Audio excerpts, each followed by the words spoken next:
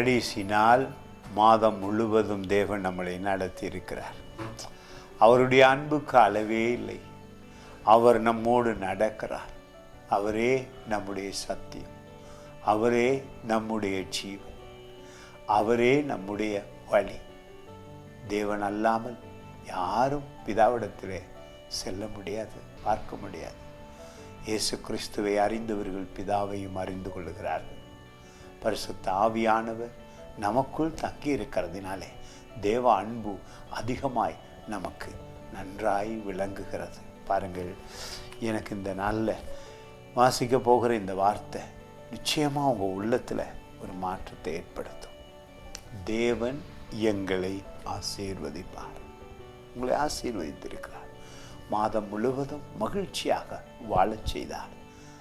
உற்சாகமாக நன்றி சொல்லுவோம். பாருங்கள், சொல்லுகிற தேவன் எங்களை ஆசீர்வதிப்பார். பூமியின் எல்லைகளெல்லாம் அவருக்கு பயந்திருக்கும்.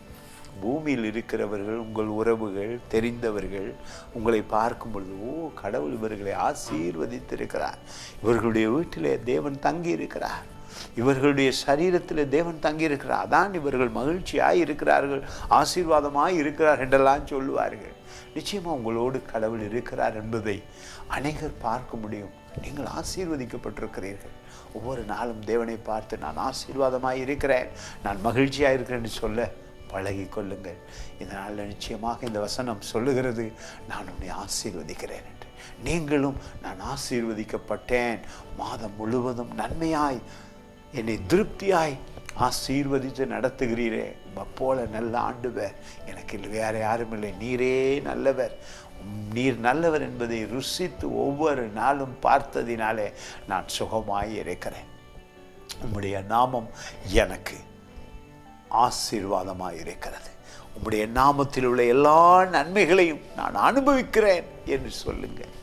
God bless you.